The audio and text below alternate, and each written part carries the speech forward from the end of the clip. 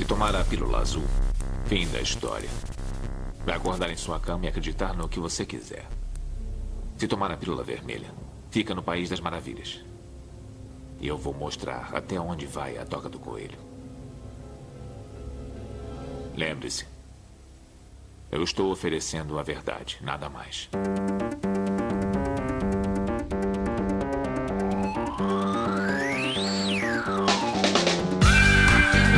Magicando.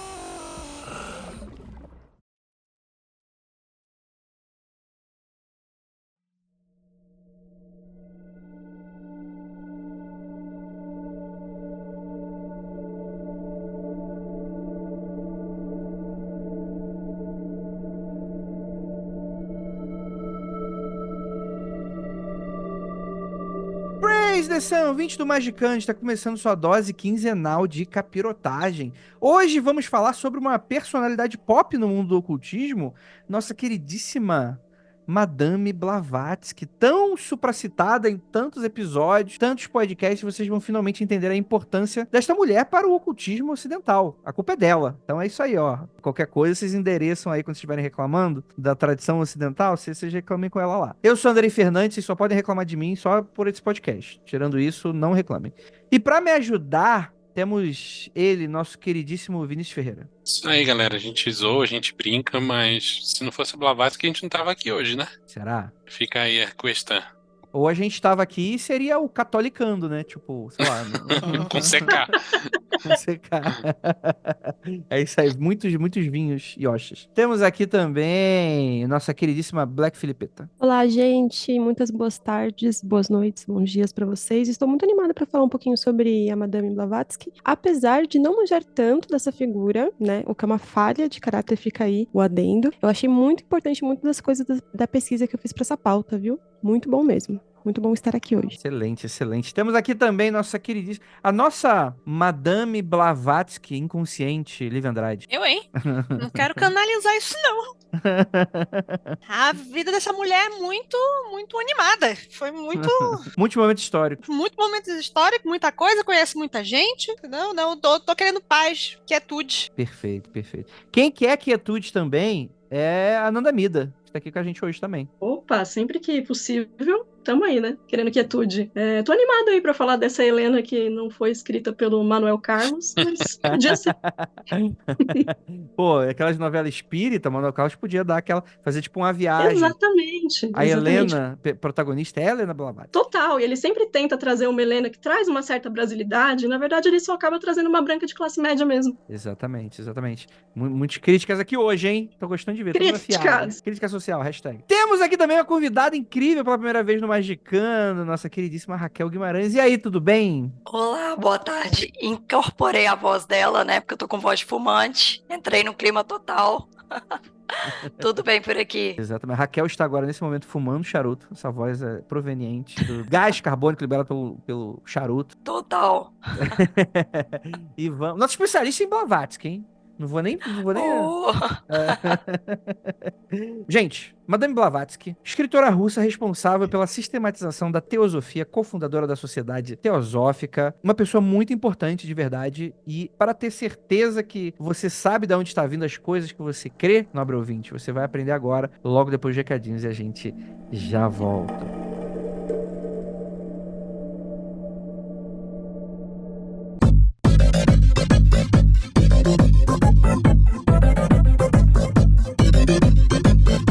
Chegamos aqui agora na área de recadinhos do seu, do meu e do nosso Magicando. E ó, Penumbra no Magicando passado deu uma dica de qual seria o próximo lançamento dela. Algumas pessoas já acertaram, muita gente ficou na dúvida, outras, ó, passaram bem longe. Mas é agora... Como é que eu... É agora que esse mistério acaba. O próximo lançamento de Penumbra Livros será o clássico Autodefesa Psíquica, da Dion Fortune. Galera, vocês podem estar se perguntando, por que a Penumbra decidiu lançar um livro que já existe em português? Mas ó, confia, porque sempre tem bom motivo. Primeiro, Autodefesa Psíquica é um livro bastante conhecido aqui do Brasil, né? É um dos vários textos da John Fortune que você consegue até achar por aí, mas qual é a relevância desse livro? Tem muita gente que acha que, inclusive, que esse é o melhor livro da John, e com certeza é um dos mais influentes. Ela fala sobre ataques mágicos, intencionais ou não, e o que a gente pode fazer para evitar eles, se proteger, e até como combater o que foi feito contra nós. A segunda relevância desse livro é que já existe em português, mas a tradução mais popular que roda aí no mercado é a de 1983, e de lá pra cá nunca foi atualizada. A edição que a Penumbra tá fazendo traz, além de uma atualização dessa tradução, atualizando a linguagem, traz também contextos sobre passagens que, ficaram datadas por causa da época. E terceiro, você sabe o que é a renda de Nottingham? Você sabe quanto meia guiné valeria hoje em dia? Você sabe quem foi Abdul-Bahá? Como o livro foi lançado em 1930 e traz muitas referências de cultura pop da época, tem muita coisa que hoje em dia, quase um século mais tarde, e do outro lado do oceano, a gente simplesmente não consegue entender sem correr o Google a cada 3 minutos. Essa edição da Penumbra explica direitinho o que você precisa saber para entender o que a autora tá falando. Sabe você aí, otaku das antigas, que via aqueles anime, que do nada eles usavam um termo e aí aparecia meia tela de explicação na legenda para te dar o contexto? É isso aqui que vai acontecer. Só que de uma maneira eficaz, elegante e de uma maneira assertiva para você ter a melhor experiência lendo esse grande clássico da John Fortune. Então, caso você sempre quis comprar o Autodefesa Psíquica, espera que esse lançamento da Penumbra vai ser, do balacobaco. E caso você já tenha de alguma outra editora, fica aí esse complemento para você atualizar aí a sua biblioteca. E ainda tem mais motivo. Um dos 4 motivos aí da relevância, você sabe se nova ciência que está na moda na época é uma coisa legal ou não? Algumas coisas ditas no livro envelheceram, inclusive, até bem mal. E nessa nova edição da Penumbra, aponta o que é legal e o que problemático é. E quinto mais relevância desse lançamento, mas não menos importante, essa edição traz 3 textos complementares. Um do próprio Vinícius, que fez a tradução e edição, e outros 2 textos de pessoas que vocês gostam, que já participaram do Magicando e que enriquecem ainda mais essa leitura fundamental. E você vai descobrir quando você adquirir o livro. Se você se empolgou com esse lançamento, vamos ao que interessa. A pré-venda, marca aí na agenda, horário certo, inicia no começo do mês que vem, agosto, e vai ser anunciado em primeira mão aqui no Magicando. Então, fica de olho pro próximo anúncio, que vamos ter todas as informações para você que gosta de aproveitar aquele frete grátis esperto e receber o livro antes de todo mundo. E para você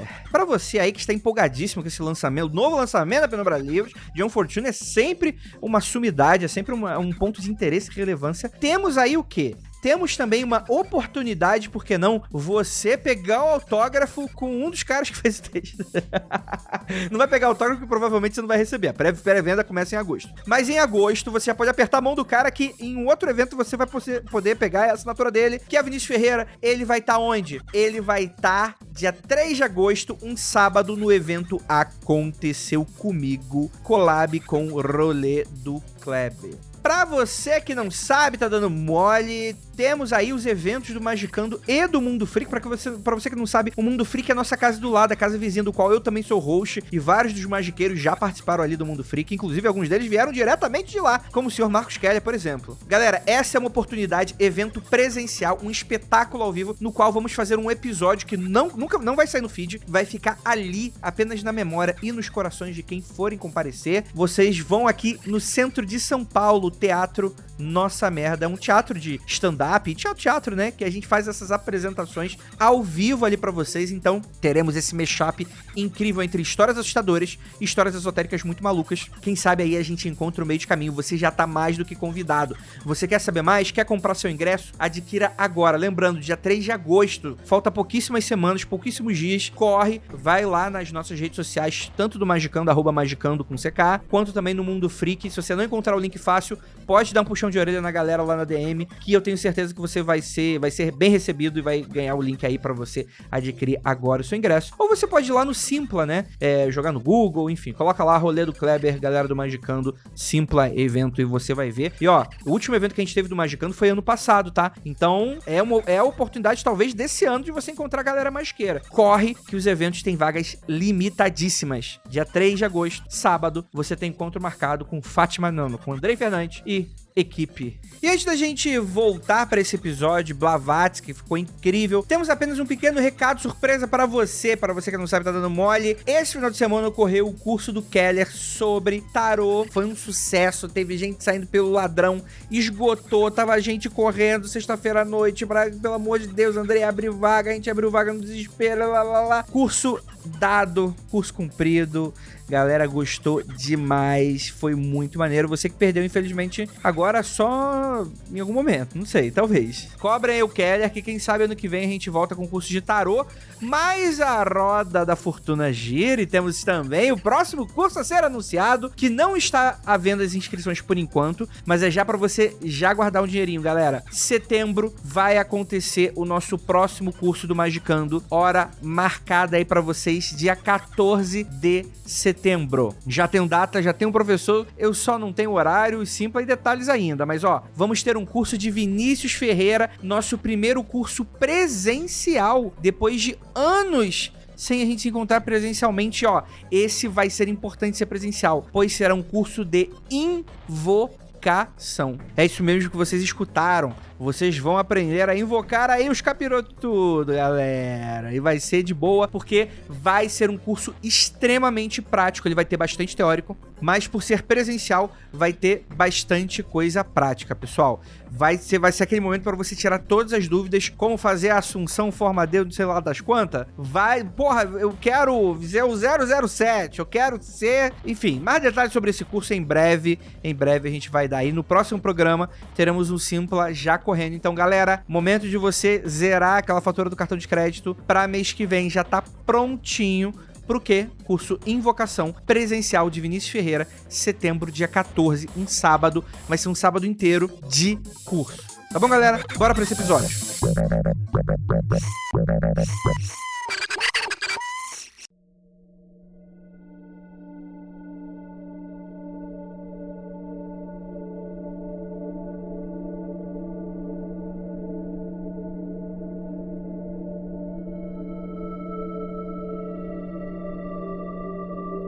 Antes de qualquer coisa, eu entendo que a Madame Blavatsky, ela é uma personagem muitas vezes considerada controversa, mas também muito respeitada e muito importante dentro do esoterismo. Pra quem não sabe, tá dando mole, a gente tá falando aqui do nosso queridíssimo século 17? 19. Isso! Eu sempre faço o oposto. É um pra cima, não um pra baixo. Nascida em 12 de agosto de 1831 em Yekaterinoslav, Império Russo, né, que hoje seria Dnipro, na Ucrânia, né? Dependendo de quando você está escutando esse episódio, talvez seja Império Russo de novo. Mas, no momento de hoje, é Ucrânia ainda.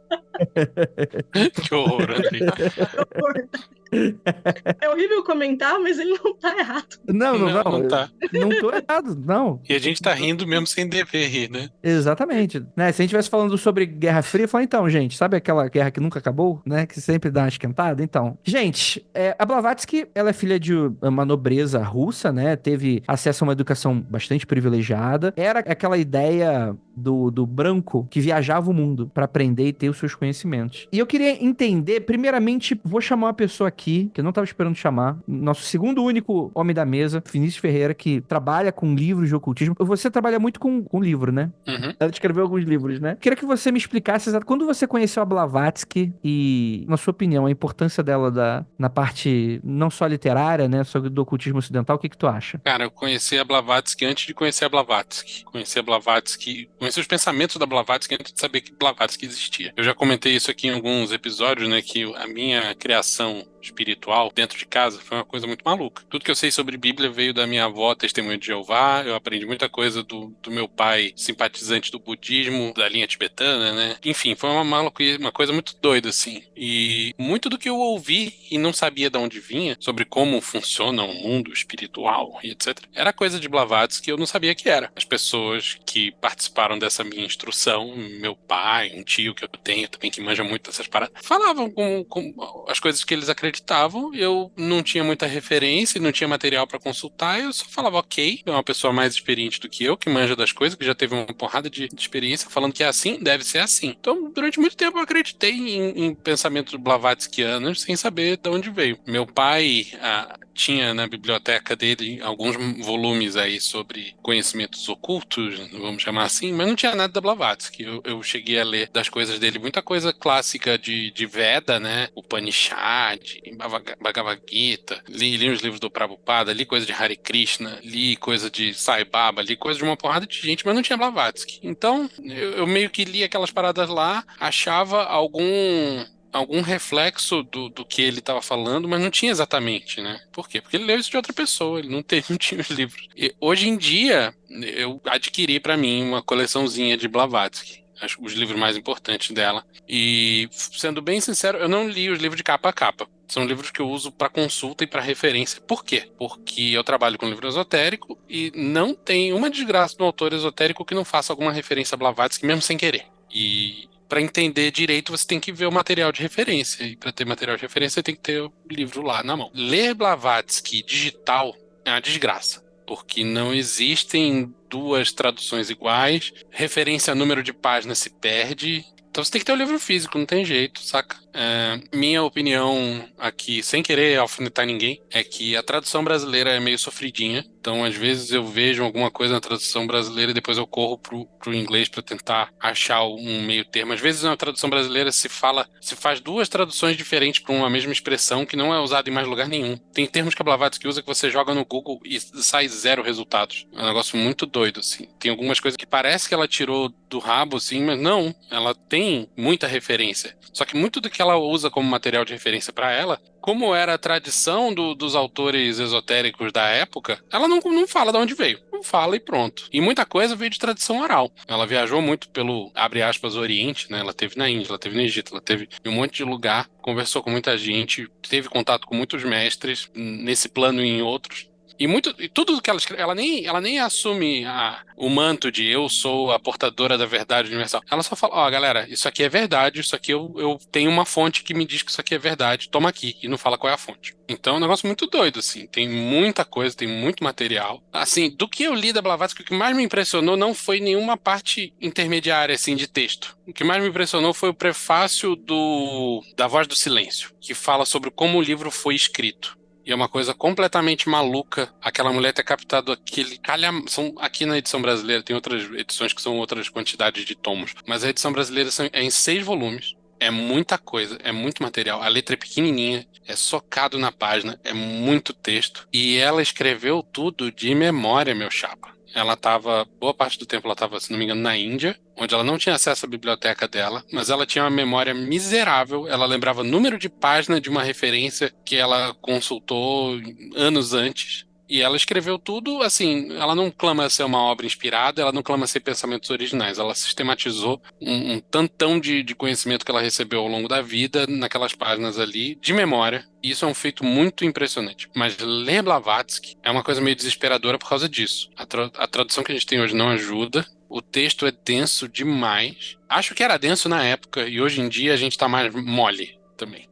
Ler Blavatsky é uma experiência difícil, mas eu acho que é recompensador também. Como eu disse, eu não li de capa a capa, mas eu volta e meia vou ler esse capítulo aqui porque é importante para um outro trabalho que eu tô fazendo. E sempre tem um monte de revelações que você fala, então é daí, caramba.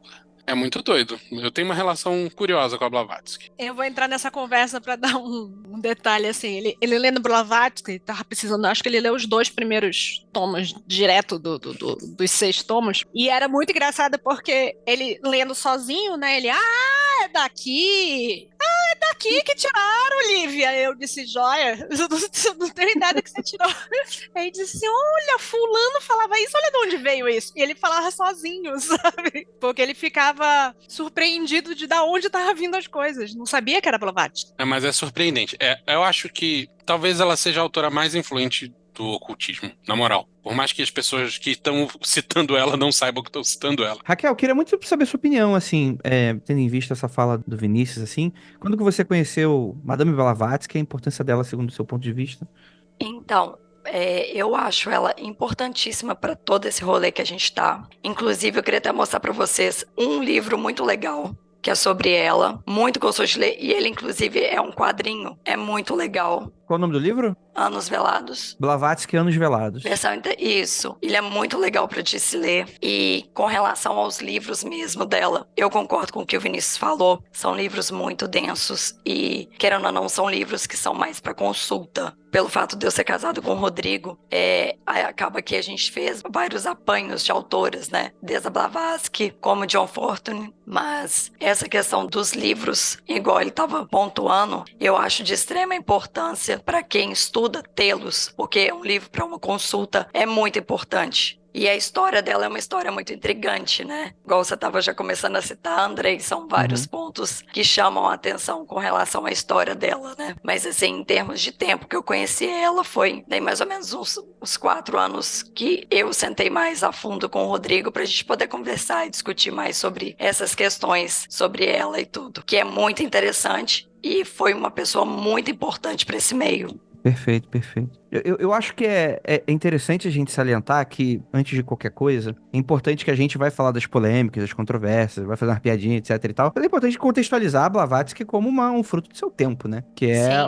alguém que, por exemplo, no início do século XX, a gente já tem muito problema. A gente tá falando de alguém do século XIX, né? Que morreu antes da virada do século, né? Tipo, ela tava morrendo, o Golden Dawn tava surgindo um tempo depois, né? Então é algo que também a gente sempre precisa ficar atento a esse tipo de coisa, porque invariavelmente existe todo, eu gosto muito dessa palavra, o zeitgeist, a época em que ela surge, é algo que pra gente hoje muitas vezes pode ser considerado um pensamento datado, apenas pelo fato de que discussões que tinham na época, a gente meio que como sociedade já transcendeu de certa maneira, né? Então, Blavatsky era praticamente, morou na mesma época com Kardec, praticamente, né? A teosofia em algum momento e o espiritismo foram meio que crenças que meio que disputavam, porque o que estava acontecendo? A igreja estava decaindo cada vez mais, você tinha avanços científicos que mostravam que o mundo não dependia de um criador que selecionava as coisas arbitrariamente, segundo suas regras, né? Você tem Darwin surgindo, então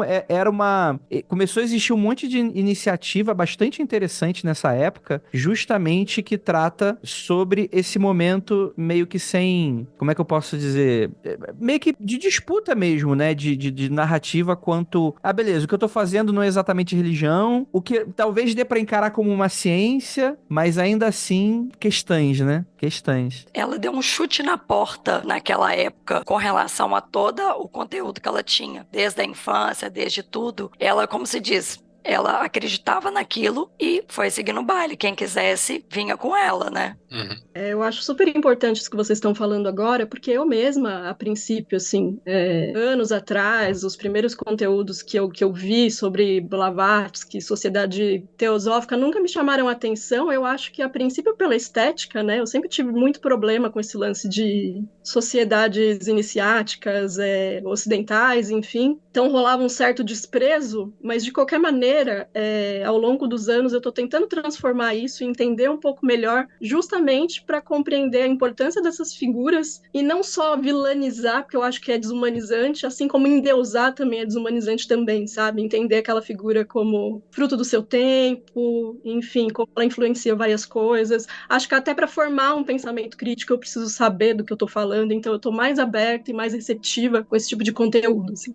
E eu acho que também é uma coisa até fora de contexto, necessariamente, o fato de que muitas dessas pessoas tinham uma preocupação enorme em não dogmatizar, em dado momento, algumas dessas coisas. O próprio Allan Kardec, por exemplo, tipo assim, porra, a gente tá vindo de uma experiência de séculos de domínio da igreja. A gente sabe o que dogmatização ao extremo... Milênios, né? Milênios, né? É que a igreja mudou bastante, né, através dos séculos, né? Mas, enfim, eu acho que a ideia geral é que as pessoas pegaram isso e formularam religiões em volta, né? Tipo, o espiritismo do Brasil não dá pra falar da sociedade teosófica hoje, o que seria teosofia. Não é uma crítica, nem conheço essa galera exatamente, mas existe essa coisa de você transformar essas pessoas em profetas, né? Em santos, em figuras, né? E não é isso, eu acho, o ponto que seria interessante. Mas fala aí, Carol, que você tava com a mãozinha levantada. Eu ia comentar, na verdade, assim, indo mais ou menos no mesmo ensejo, que pra gente, pra quem tá dentro do rolê da bruxaria, a gente acaba falando muito pouco dela. Não em todos os contextos, mas no geral, assim, né? A gente acaba fugindo um pouco, mas ela tem um impacto muito importante que acaba ressoando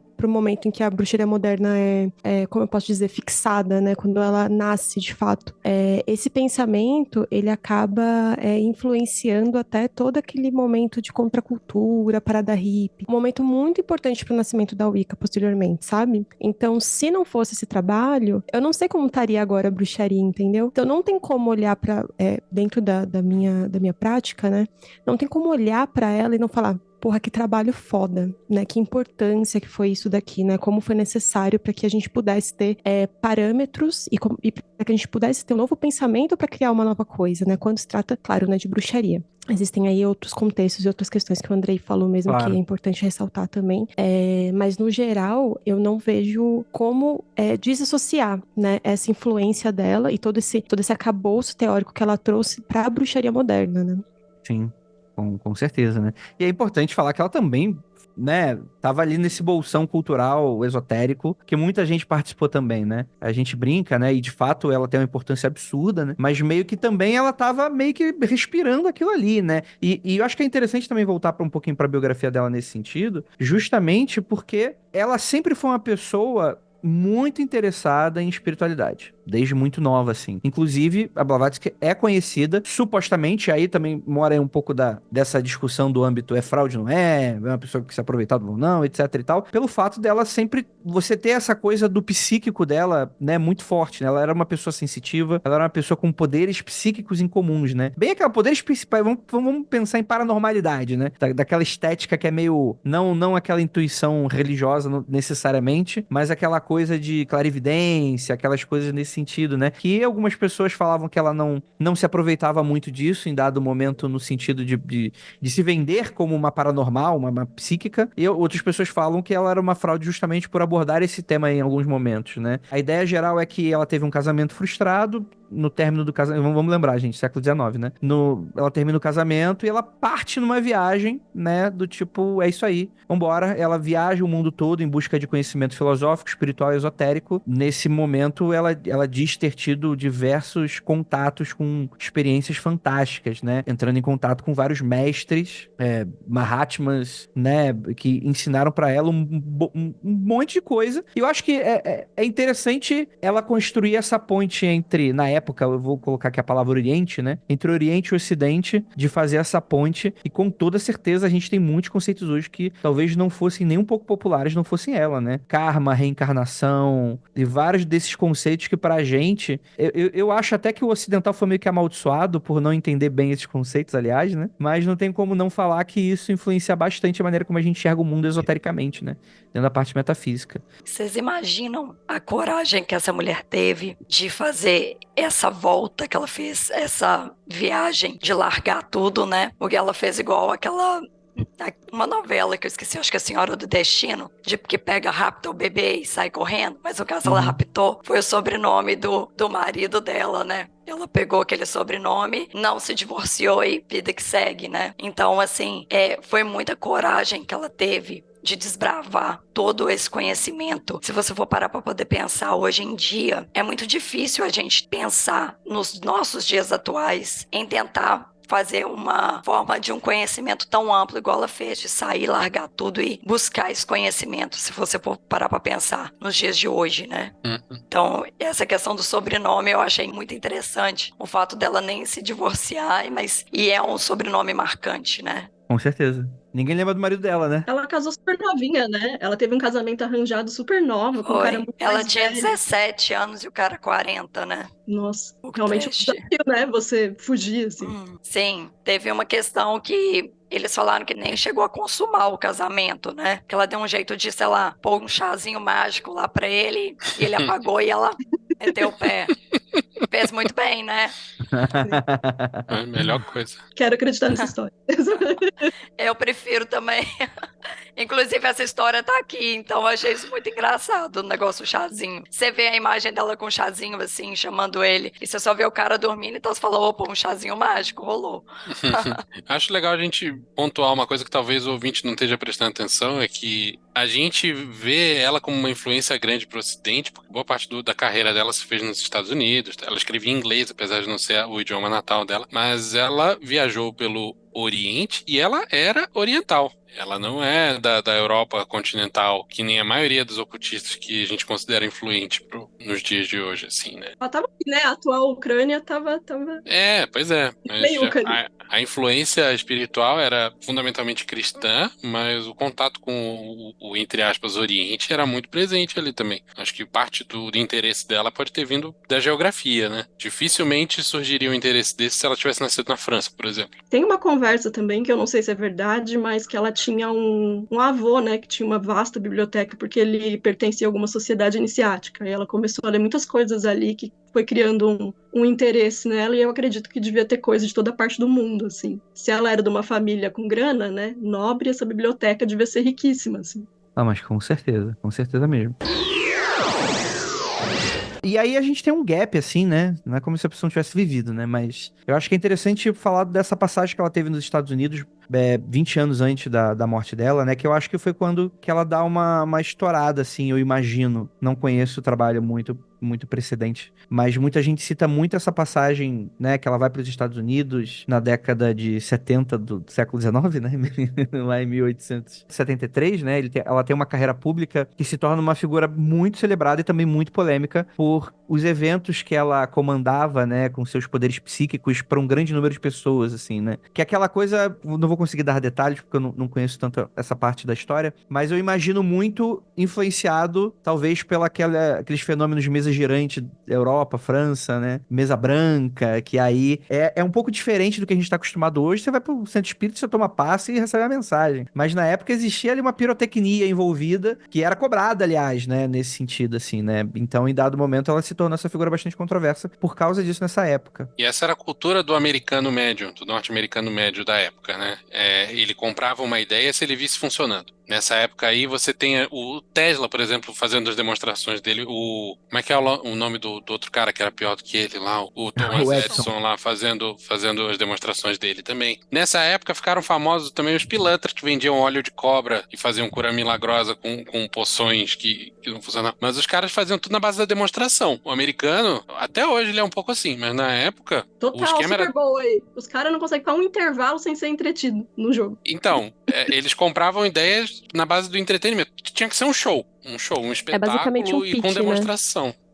Exatamente. Então, eu até entendo que não fosse da índole dela ficar tirando onda com os poderes que ela tinha ou deixava de ter, mas ela não ia ser ouvida. Imagina, mano, uma mulher russa chega nos Estados Unidos de barquinho e fala, quer saber de uma coisa? Eu quero que as pessoas me escutem. Como que ela vai fazer? Tem que fazer um show mesmo, não tem jeito. Estados Unidos é estrutura de entretenimento desde sempre, né? Aparentemente. E aproveitar para fazer a pergunta, o Vinícius falou a respeito dos poderes, os supostos poderes da Blavatsky. Como que ela apresentava isso? Porque lendo, não é que não ficou claro, mas eu fiquei curiosa a respeito de como ela fazia esse mise-en-scène, né, para apresentar as suas ideias e tal. Vocês conseguem dar uma pincelada nessa parte, por favor? Eu vi sobre essas questões eu achei muito interessante. Ela tinha no templo, né, que eles tinham, né, um teto que era retrátil. E daí, o teto retrátil foi a Emma e o Alex que fizeram essa construção, que eles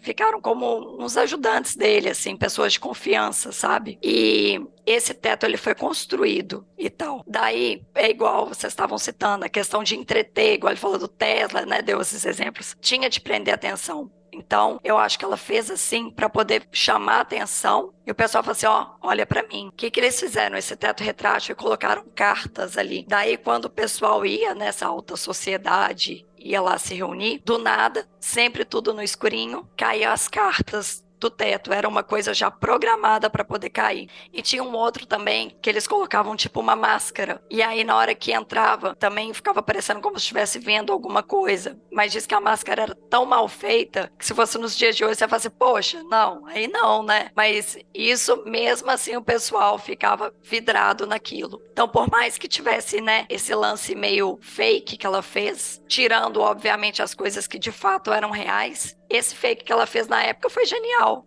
que prendeu a atenção e chamou tanta gente ao redor dela, apesar de ter vários críticos, né, e tudo, mas ela fazia essa questão com a ajuda de algumas pessoas que eram da grande confiança dela. Só que depois de um tempo, a Emma e o Alex, eles quiseram meio que subornar ela a dar dinheiro, né, para eles não contarem e não desmascará-la, né? Então era um negócio que era uma coisa em conjunta e aí eles estavam vendo aquela coisa toda entrando dinheiro e queria também. Eram de confiança até a página 2 só, né? Pois é. Isso. Aí tem histórias aí na literatura também que eu acho curiosas, né? Tipo, me lembro aqui do exemplo do jogo de chá que apareceu misteriosamente. Você sabe dessa, Raquel? Eu não sei os detalhes. Tem um negócio do Pires, né, que eles falam, tem o jogo do chá, mas eu não me recordo tanto desse daí, mas tem esse daí também, que é da mesma linha, do mesmo local que tava a Emma e o Alex também. Teve depois que, no final das contas, esses dois estavam tentando pegar a grana, né, da galera que ia lá assistir os shows, os shows, né, modo de falar, que ia lá. Então eles estavam tentando pegar a grana deles e quando ela descobriu, ela falou, opa, desse jeito eu não quero. Tá errado. Como é que eles estão tentando pegar dinheiro das pessoas que estão aqui, né, dentro da casa e tal. E aí quando ela veio e meio que falou assim, gente, uai, tá errado.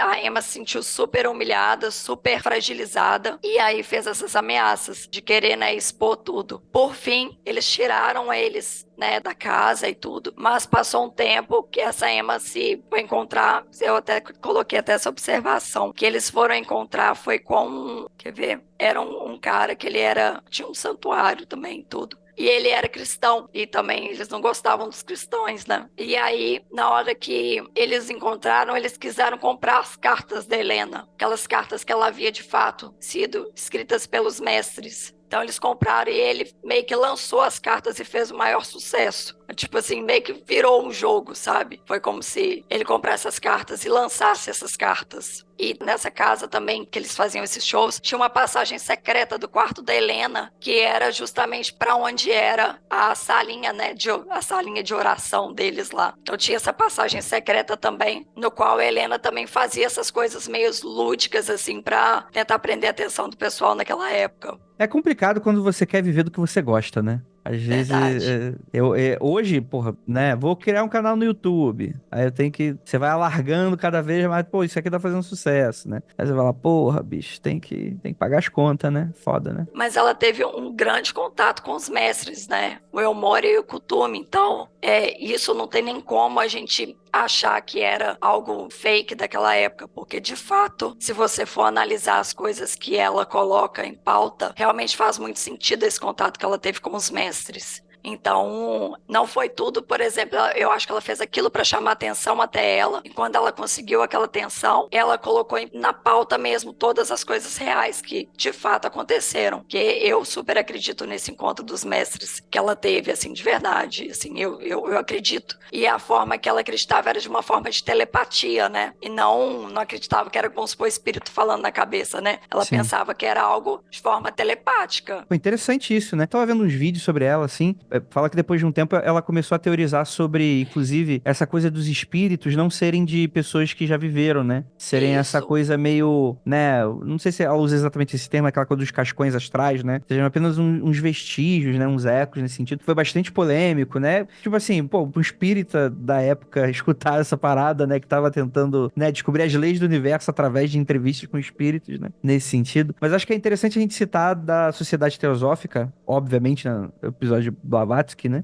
Que aconteceu em 1875. Então, 2 anos depois, ela já tinha se unido ao Henry Seuss Olcott e a William Quan Judd, né? E fundaram a Sociedade Teosófica em Nova York, justamente com o objetivo de promover esse estudo comparativo entre religião, filosofia e ciência. Tava surgindo, como eu falei, tava surgindo essas iniciativas meio teoria de tudo, né? Vamos tentar amarrar todos esses lados e ver o que acontece. E aí, enfim, né? Deu no que deu, né?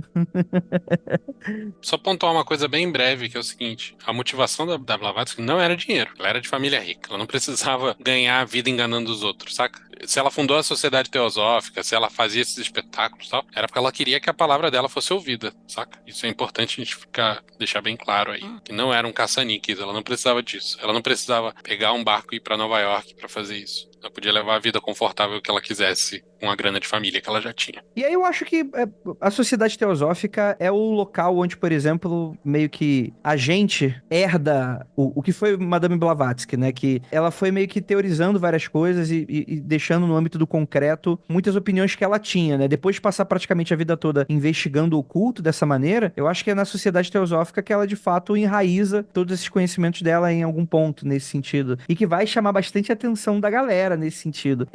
Anos depois, né? No mínimo 2 anos depois, ela lança o primeiro livro, né? Isis Sem Véu, justamente nessa proposta de desvelar os mistérios ocultos. E depois ela vai lançando um livro a cada vários anos e tal. Ela morre uma década depois, praticamente, uma década e meia depois, mas ela vai lançar 4 ou 5 livros ali que são bastante mencionados, que talvez o Vinícius tenha mencionado ali no início, né? A gente tem a Isis Sem Véu, de 77, A Doutrina Secreta, de 88, A Voz do Silêncio, de 89, e A Chave para a Teosofia, em 89, né? Ela morre em 91, né? 2 anos depois do último livro lançado dela nesse sentido, né? 8 de maio de 91, ela morre em Londres. Mas a ideia geral é que todas as suas ideias, elas perduram até hoje nesse sentido e tal. Eu queria perguntar pra Raquel, qual é o teu livro preferido de Blavatsky? Então, Não tenho. A questão do livro não tem, porque eu concordo com o Vinícius.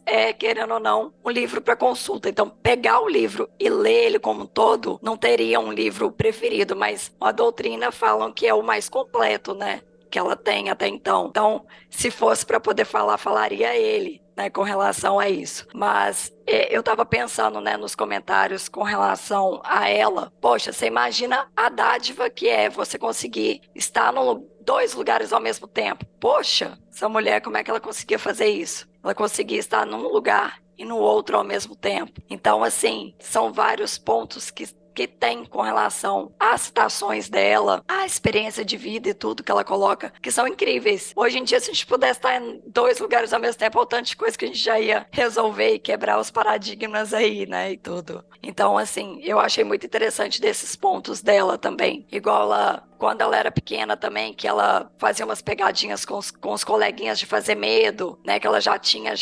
uma noção do Paranauê, né, que ela via muita coisa desde pequena, e aí ela tentava falar, as pessoas não davam atenção também, né? Tinha todo um contexto. Você lembra de muita coisa, às vezes, que remete, às vezes, à nossa infância, né? Que às vezes a gente tinha alguma coisa e a gente falava assim, não, com a sua cabeça, tá ficando doido e tal. Então, isso já vem desde muito tempo, né? E tudo. E eu tava citando aquele negócio do teto, que eu falei aí pra vocês da questão que ela colocou, né? Na época, pra chamar atenção pra si. Eu vim de uma criação católica, mas eu trabalhei numa casa por 7 anos. E é uma casa voltada para a fraternidade branca. E nessa casa, ela tinha um teto normal. Não era um teto que pudesse ter retrátil ou algo do tipo. E um ventilador raiz desses comuns, né, lá normal. E a gente já estava em 3 horas de atendimento direto. Não tinha, ninguém saiu nem nada. Gente, do nada começou a cair pétala do teto. De onde? Eu não sei. E aí todo mundo lembrou dessa questão da história, né? Dessa questão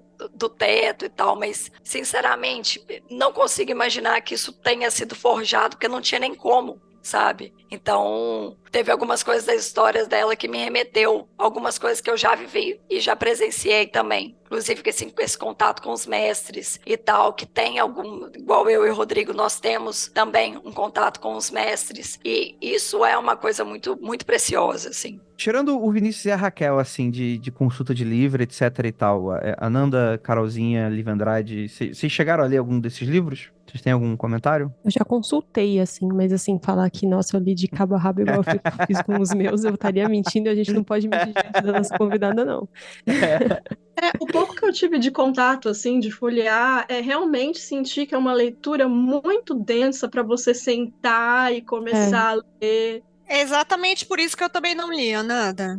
Mas é o tipo de coisa que quando alguém te senta e explica, é uma parada interessante, assim, é um negócio que é legal de você ter alguém que vá mediar esse conhecimento. Que faça essa curadoria, né? Eu acho exatamente. ótimo, assim, porque realmente é um material muito vasto, ele é muito denso, a linguagem dele é difícil, então pode ser um pouco enfadonho e tal. Tanto é que para pesquisar essa pauta, né, para estudar essa pauta, eu me prendi muito mais em vídeos, em outros podcasts, para eu ter esse geralzão, assim. Mas eu gostaria muito se pudesse ter, assim, um direcionamento resumido de vai aqui, página tal, ler um pouco disso. Eu acho que hoje tem uma linguagem nova da Blavatsky. agora. Comentada, né? Algo assim. Ou comentado, ou em vídeo, ou um companion para você lidar com os textos dela, porque é denso. Porque sabe o que me incomoda também? Ao mesmo passo que é difícil você pegar a obra da Blavatsky e ler, assim, né, dessa forma corrida e tal, eu, por exemplo, também não gosto de ficar refém do que as outras pessoas estão dizendo sobre, sabe? Tipo, mesmo tendo pessoas de confiança, enfim, eu quero ter minhas próprias impressões, assim, sobre. Eu acho que essa é a maior dificuldade, assim. Por isso que eu acho que um companion seria ideal, ou um clube do livro, alguma coisa assim, porque você sozinho é muita coisa para digerir, e além do mais tem o fato de que os livros brasileiros não são atualizados desde o quê? Da década de 60? 70, Eu não 80. sei. É bem difícil. Eu acho ele muito compacto, sabe? Eu, enquanto uma pessoa que tem uma dificuldade para ler, assim, eu tenho uma leve dislexia, assim, para ler. E quando é muito compactado o livro, parece que a dificuldade ainda, para mim, ainda é maior, sabe? Se é um texto denso, com um livro denso, tipo assim, de compactação, de letra, de diagramação densa, para mim fica muito difícil de engolir. Vou fazer 3 comentários breves aqui. Primeiro, a Blavatsky é difícil até de consultar, porque, primeiro, pelo índice, às vezes você não acha exatamente o que você está procurando. E segundo, mesmo que você ache, ela faz muita referência ao que já foi dito nos capítulos anteriores. E é muito comum você pegar assim, quero saber mais sobre um tema X. Aí você vai lá no tema X e ele fala do tema Y e do tema Z, que você... Aí você entra naquele efeito Wikipédia, saca? De ficar voltando para tentar entender. Mas enfim, é difícil até de consultar. Segundo, pós-Blavatsky tem muita literatura teosófica que fala das mesmas coisas que ela falava em linguagem mais compreensível. Porém, não tem o selo de qualidade Blavatsky. Então, é muito difícil você saber o que presta e o que não presta. E o terceiro ponto, se você olhar de fato A Voz do Silêncio lá tal, é um livro pesadão tal, mas ele é uma versão em 6 volumes do que o Easy Sem Véu é em 2. Então, existem formas mais resumidas da própria Blavatsky que fala isso. E ela tem um livro chamado A Chave da Teosofia, se não me engano, que é for dummies. É óbvio que um livro único não tem como falar a mesma coisa que 6 livros, né? Mas ela fez obras pensando num público mais geral, que não tem tanto conhecimento e que não tá afim de ler um monte de coisa de uma vez só. E são livros de 500, né? 500 páginas, né? Mais ou menos, alguns, né? Então, eu concordo com a Lívia. Querendo ou não, são livros, além de ser densos, são livros longos e que, poxa, você tem que estar muito na vibe mesmo de, né, conseguir entender, interpretar aquilo. Tem que estar afim. Ou você vai na força do ódio, pensa no... Qual é o nome do maravilhoso pensador moderno que o Andrei gosta de falar sempre? É tipo, se você não tem brios, você... Esqueci o nome do cara. O cara escreveu e você só tem que ler. O Clóvis de Barros. Isso. Tem que ir ou na força do ódio, do tipo, você não me vencerá, seu livro difícil. Sei lá, talvez pensar num desses mais introdutórios, né? Por mais que esses livros todos sejam densos, a gente sabe que ela tem uma bagagem, a gente não pode negar que ela também é uma boa contadora de histórias. Porque por mais que tenha a realidade e tenha a parte lúdica, né, que ela criou, que ela fantasiou, falam assim que ela já foi malabarista de circo, que ela criava pena de avestruz. Penas, eu fiquei assim, como é que você cria pena do avestruz? Mas colocou que ela já foi amante de um cara de ópera, de um ator, umas coisas assim, que você não sabe do que era real e do que não era, mas ao mesmo tempo que é igual colocar, se você colocar numa novela da Globo, vai bombar, gente, vai ser a novela que todo mundo vai querer, o ocultista vai querer assistir. Construção do mito, né, e da própria persona nesse sentido, né, é interessantíssimo. Total. É aquilo que eu disse, ela teve uma vida, sabe, eu acho que ela tem uma maldição chinesa que você fala para uma criancinha de página que você não gosta, que é tipo assim, que você tem uma vida interessante, que você viva em tempos interessantes, sabe? Porque se você tem uma vida interessante, não necessariamente você tem paz. Sabe? Às vezes tudo que você quer é uma vida desinteressante, na real, né? Quando tá Pois é, né? E ela teve uma vida interessantíssima, tanto que estamos aqui falando dela. Viemos pela fofoca, né? Exatamente, mas assim, quando eu tento visualizar a persona, assim, com um pouco de informação que me chega, de fato sou uma pessoa muito interessante, extremamente excêntrica, assim, né? Acho que de fato não é uma pessoa que se misturava na multidão e passava despercebida, assim. Quando você pensa assim, grandes mulheres do ocultismo ocidental, eu penso, a Blavatsky, eu não consigo falar, tá, gente? Eu tenho um problema aqui. Eu não consigo falar o nome dela direito. Blavatsky. Não Blavatsky. vai. Chama Blavatsky. de Helena que você consegue. A Helena. É porque Helena, eu ouço já a música do Manuel Carlos tocando de fundo, sabe? Vai tocando uma bossa nova de fundo. Vai tocando uma bossa nova. Então, penso logo na Helena e na Dion. Duas grandes mulheres com vidas interessantíssimas e também muito que não passavam despercebidas, acho que nem querendo, da multidão, né? E nem queriam mesmo, né? Se vestiam de jeito extravagante, tiravam uma onda e tal. Se passar batido, eu acho que nunca foi a intenção de nenhuma das duas aí. Eu acho que o passar batido era só na hora que ela tava tentando se infiltrar nos lugares, né, que não podiam mulheres, né, que ela tentava se tampar, né, fingindo de vestindo de homem para ela tentar se infiltrar, para poder buscar mais conhecimento. Poxa, olha que dificuldade que era naquela época também, né, de conseguir um conhecimento igual ela tentava fazer. Tu vem me dizer que ela era espiã também, porque é só o que falta, dizer que ela tinha um lado Mata-Hari. Diz que ela tinha contato com uma área aí do pessoal aí do serviço da inteligência também, viu, Lívia? Bem lembrado. Trabalhava pro Bem Putin. lembrado. Eita! Que o Putin Peraí, já tava no poder nessa época, né? A gente sabe.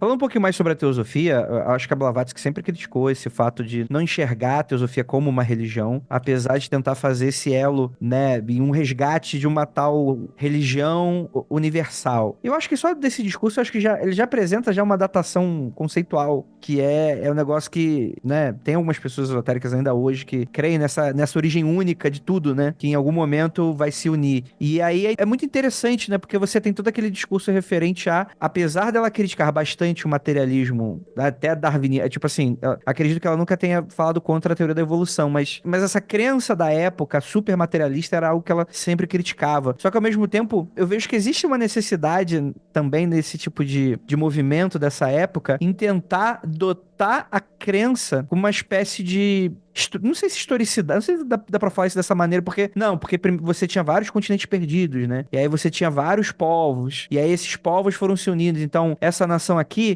na antiguidade, era esse povo desse continente, né? Então, é a época que se discutia Lemúria, Atlântida, Mu, e aí você tem, por exemplo, o próprio conceito de raça ariana, que vai ser deturpada pelo nazismo, aliás, por causa disso, né? Sobre essa verdadeira origem da humanidade, que tá sendo passada de geração em geração, e que a gente foi perdendo com o tempo. E aí você tem essa mistura que vai pegar vários desses conceitos hoje que são bem materialistas e misturar com cabala. E você tem essa coisa dos mestres secretos. Provavelmente não é Blavatsky que não inventou isso, mas eu imagino que muito das obras dela deve ser muito daquela coisa de zero fonte, mas escutei falar de um mestre secreto, que tal coisa é verdade. Acho que ela foi muito vanguarda no sentido de tentar unificar essas duas coisas, né? Ao mesmo tempo que ela era uma grande crítica da ciência mecanicista, assim, eu acho que ela tentava unificar as duas coisas, e aí eu não sei se chegava no ponto problemático de tentar legitimar coisas que são crenças a partir da ciência, assim. Mas, de qualquer maneira, eu acho interessante essa tentativa de diálogo, né? Ela era conciliadora, na real, né? Eu não consigo lembrar agora exatamente de que parte que era, mas eu me lembro de uma passagem que ela estava tentando explicar descobertas recentes da ciência através de literatura de textos sagrados antigos, assim. Ela não estava falando, isso é uma mentira. Ela estava falando, que bom que a ciência chegou à conclusão que a gente já tinha 4.000 anos atrás. Boa. E eu acho que isso é um exercício importante de se fazer até hoje, né? Da parte nossa, enquanto magistas ou pessoas que praticam espiritualidade, sei lá eu de qual vertente, de não querer pirar muito na batatinha e a da ciência também não ficar muito engessada, né? Muito não aberta para novas possibilidades, assim. Parece que a gente tá falando de uma coisa muito óbvia, isso agora, mas é ela que meio que dá um start. Tinha ela e mais uma meia dúzia de pessoas que estavam nessa vibe nesse tempo. Então, assim, isso é muito, sei lá, comum que ela tá fazendo. Não. Ela foi uma das pessoas que começou esse tipo de raciocínio, ela foi uma das pessoas que sistematizou e tentou organizar para as pessoas que virem depois ter onde terem referências. E por isso que o livro delas são referências. Por isso que o livro dela, ela também pontua que nem sempre, às vezes, era ela quem escrevia, né? Eram frases, textos que ela recebia dos mestres, né? Então, você imagina você digerir aquilo também naquela época, também, que não era tudo tão fácil, tão acessível, né? Para até das pessoas crerem também no que ela estava falando. Foi tudo muito assim, um chute mesmo na porta, e ela colocando aquilo em prática, aquela época que era jornal, né, era aquelas notícias assim, e ela sempre foi muito colocada em pauta, né, com relação a tudo isso. Alguém poderia me explicar direito? Eu sei tudo muito por alto, esse negócio dos mestres. Porque tu fala mestre, eu lembro logo do meme, que é ela com os mestres de papelão, que era nada mais do que um pouco dos fogos de artifícios, que era a mesma coisa que as cartas, que tal. Ela colocou as fotos dos mestres lá de papelão pra tirar uma foto. E o pessoal fica fazendo disso meme. Mas alguém pode me explicar melhor isso? Eram mestres da Grande Fraternidade Branca, que era o Elmore e o Kutumi, que ela teve esse contato. Sinceramente, Lívia, era uma questão meio que antigamente na cabeça dela era de forma telepática. Ela acreditava que eles existiam, mas só que na verdade já eram, né, pessoas, mestres ascensos, eles não estavam no plano físico mais. Mas ela também tinha essa dificuldade de aceitar que era algo, vamos supor, do além, né? Ela acreditava que era algo que eles estavam lá e estavam conversando com ela de uma forma telepática, sabe? Ela acreditava na materialidade deles, então, que eles de fato existiam e que ela estava conversando com alguém por telepatia, não algo que é ascensionado, que tá assim. Exato. Acho que era até uma forma dela, sei lá, porque ela não acreditava, né, não gostava do cristianismo nem nada, acho que talvez era até uma forma dela se blindar, né, disso, assim, em termos de pensamentos, assim. É mais aceitável você estar em contato telepático com alguém do que com uma entidade desencarnada, né? Ou às vezes até a própria intuição, né? Uhum. De alguma maneira, né? Tipo, é complexo, assim, né? Porque você tem que olhar pra trás e... Era uma pessoa com poderes mediúnicos, paranormais? Existiu, não existiu, etc e tal. Acho que é uma discussão meio boba, né? Nesse sentido, porque, de fato, ela foi bastante prolífica e bastante importante nesse sentido. Se era ou não, indifere. A questão é que as coisas que ela falava, ela tinha uma base de sustentação que, pelo menos pra ela, funcionava. Nem que ela não estivesse se enganando também, mas não enganando os outros, eu acho que nesse sentido, né? Mas deixa eu complementar aqui falando sobre esse papo de mestres aí. Algumas pessoas, principalmente hoje em dia, podem olhar pra isso e achar que é viagem e tal, que não tem nada a ver. Mas se você for olhar pra várias tradições, melhor dizendo, grande número delas tem contato com algum mestre. Não necessariamente os mestres clássicos da Fraternidade Branca, Saint-Germain, essa galera toda aí. Mas é relativamente comum que sociedades esotéricas, seja do caminho da mão direita ou da mão esquerda, tenham contato com alguma entidade que fornece informações e conhecimentos e sabedorias para as pessoas que fazem parte que chegaram nesse nível, que chegaram nesse patamar, que estabeleceram esse contato. Não precisa olhar muito longe. Você vai na casa de Umbanda, isso acontece com você, saca? Só que você chama isso por um nome mais popular. Mas é isso, cara. É uma entidade que tem um conhecimento acima do seu, te passando informações para o seu desenvolvimento. Não é nada absurdo, não. Sim. Eu acho que a parte da pirotecnia dela acabou sendo divulgada demais e acabou indo de uma coisa que chamava a gente para uma coisa que atualmente é uma coisa que afasta. A foto com a S de papelão hoje em dia não cola, mas... Mas na época, muita gente pode ter se convencido por aquilo, sei lá. Não acho que foi tiro no pé, não. Fez tudo direitinho. Não. Na época faz sentido. É aquilo que a gente estava até conversando no início. O passado é um país estrangeiro, né? Uhum. Você não pode julgar as coisas que ela fez e que estavam dando certo no passado, em outro país, com a sua cabeça agora de uma pessoa contemporânea com estilo contemporâneo, né? A gente não precisa ir muito longe hoje em dia. Se você for parar para pensar, tem vários terreiros que tem gente também que faz um animismo, ou então na igreja evangélica também, que tá tentando exorcizar alguém, faz um animismo. Aquilo também é para chamar atenção. Então, são várias portas, né? Aquilo dali foi uma ferramenta que ela teve na época, que de certa forma foi positiva para um ponto, mas negativa depois para outros. Foi, como se diz, entretenimento para algumas pessoas naquela época também, né? Que devia ser uma coisa tão diferente. Mas hoje em dia a gente lida com isso também, se for parar para pensar, mas com a forma que é da nossa época, né? Não é precisa de colocar uma máscara, né? E tal, e tudo. Mas a gente lida com isso também, se for parar para pensar. Qualquer informação que a gente precise, né? Que a gente sinta necessidade, queira tornar comum, ela vai precisar chamar a atenção de alguma maneira, né? Senão você não consegue comunicar o que você pretende. E pensando numa época em que quase ninguém lia, né? Eu acho que é importante pensar também que não era todo mundo que era alfabetizado, e talvez as grandes elites só, e ainda assim, olhe lá. O livro era mais caro do que é hoje. Exatamente, ainda tinha que criar um interesse por chegar naquele conteúdo, sabe? Tipo, é muito difícil mesmo, você ter uma ideia difundida. O que vocês estão me dizendo agora é que das duas uma. Se Helena estivesse viva atualmente, ou ela teria um podcast, ou ela estaria no TikTok. Eu acho que sim. E aí, para mais informações, entre nesse link, né? Cara, eu fico pensando que não, eu acho que ela não seria uma TikTok, mas ela teria provavelmente uma sala comercial na Faria Lima, com aquela coisa bem cristais, pirâmides, grande fraternidade branca, que é um negócio bem elite, né? É aquela coisa que eu fico imaginando que, tipo assim, tu não tá vendendo pra todo mundo exatamente, eu imagino, né? Só que aí, em dado momento, ela contrataria alguém de redes sociais pra fazer o Contrataria um perfil... magicando para fazer propaganda no magicando. Exatamente, Claro. igual a pessoa que tá escutando agora nesse momento. Vai contratar um magicando, dá muito dinheiro pra ele. Cara, ela, se fosse viva hoje, ela faria vídeo ensaio de 4 horas no YouTube, certeza. E podcast eu boto fé também, viu? TikTok eu acho um pouco a mais, mas podcast eu acho que é factível, sim. Porque quando para pra analisar, o ocultista médio, ele não evolui muito desde o século XIX, né?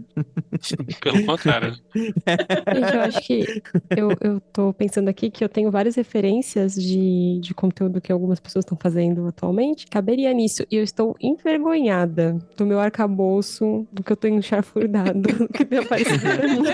Sério. Mas você pode falar, Carol, que é pro trabalho que você teve que chafurdar nisso. Muito obrigada, Lívia. Você é uma grande amiga. Vocês falam dos mestres secretos aí da Madame Blavatsky e tal, né? Tem como não mencionar esse conceito da fraternidade branca, que já foi meio que colocado aqui, né?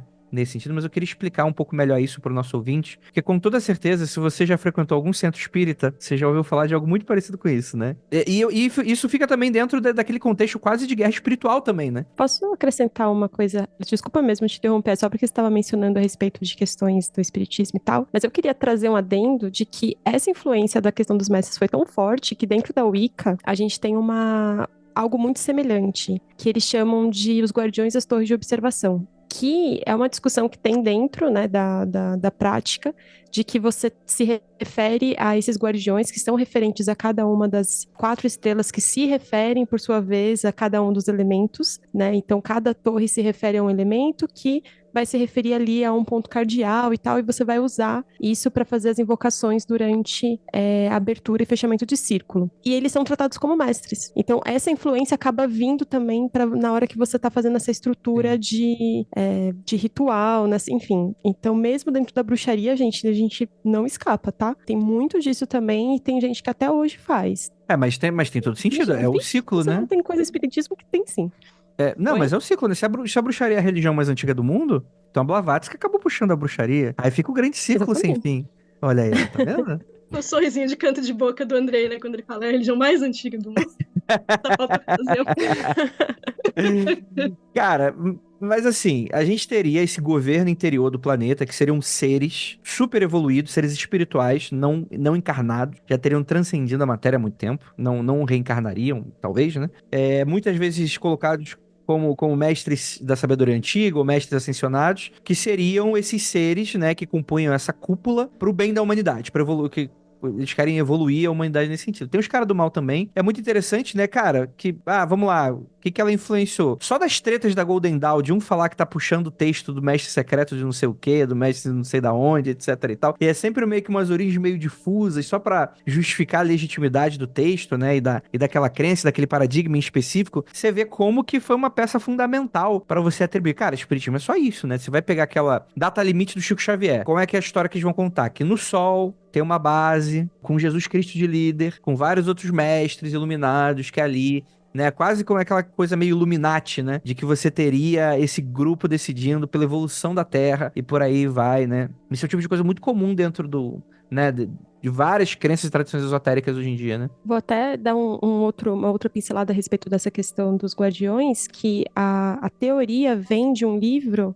na verdade ela não é que ela vem, né, mas essa teoria ela é amarrada num livro chamado Seriam os Deuses Astronautas, que vai por esse caminho aí, de que é esse povo, né, que, enfim, conhecimentos profundos a respeito de grandes verdades do universo, e que eles estão aqui para ensinar a gente esses segredos e nos, né, contribuir para nossa pro nosso crescimento pessoal. Eu tô falando isso pra fugir da palavra evolução. Mas é meio que bem por aí mesmo, também. Cara, eu não acredito que a gente deu uma volta e veio parar em Eram os Deuses Astronautas. Eu estou aqui choquita no canto, que era só... Eu esperei 2 anos de Magicando pra chegar nesse momento, cara. Esperei muito tempo. Eu acho que muita coisa que a Blavatsky trouxe, pensando hoje, né, na espiritualidade contemporânea aqui da onde eu tô, que é o Brasil, e do que eu consigo acompanhar, teve desdobramentos muito positivos disso, também negativos, né? Eu acho que deu um pano bom pra manga, assim, de pseudociência, de uma galera reaça que tem crenças bem esquisitas, assim, tendendo pra racismo e etc, Sim. assim. É o próprio espiritismo, né? Aquela ideia de que você tem raças primitivas e raças mais evoluídas, né? Sim, que veio de Kardec, enfim. Aí eu tô colocando aspas, assim, né? E que, novamente, era um contexto muito da época, naturalmente racista hoje em dia pra cacete, né? Mas o Kardec era um cara bem fora da curva politicamente. Ele não era um cara que seria reacionário pra época. Pelo contrário, Sim. ele seria, de certa maneira, até progressista em algum ponto. Mas você pensar no europeu como sendo o centro do mundo daquela época, século XIX, seria muito difícil você não chegar a essa conclusão baseado apenas no teu próprio umbigo, né?